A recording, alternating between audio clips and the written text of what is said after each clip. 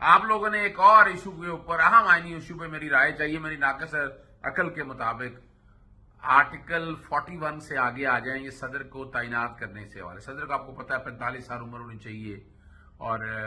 مسلم ہونا چاہیے، اور اہلیت کوالیفیکیشن 62 کی، 63 کا اطلاق نہیں ہوتا، اس میں لمبی کہانی ہے۔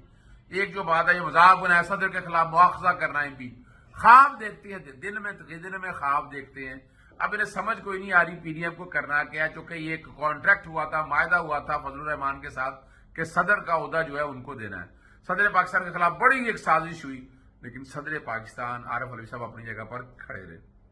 اگر ان کو نکالنا ہے آرٹیکل 47 پڑھ لیجئے گا، سب آرٹیکل 2 کے تحت 50% کسی بھی ہاؤس کا یا نیشنل اسمبلی یا سینٹ کا وہ ایک قرارداد پیش کریں گے کہ صدر جو ہیں وہ فزیکل، جسمانی اور ذہنی انکیپیسٹی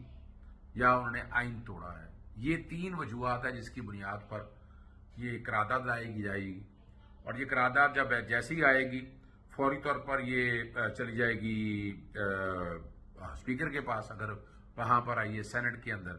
تو 3 دنوں کے اندر اندر نوٹس دے گا جو صدر کو دیا جائے گا، اور اس کے بعد اجلاس بلا دے گا اسپیکر، جوائنٹ اجلاس بلائے گا دونوں ہاؤس کا،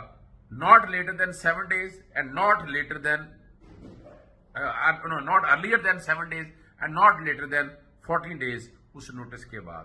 اور جوائنٹ ہاؤس جو ہے وہ انویسٹیگیٹ کرے گا جو چارجز ہیں جو آئیں گے، اور صدر کو اختیار ہوگا کہ وہ آئے بھی، اپیئر بھی ہو اور انویسٹیگیشن بھی ہو، اور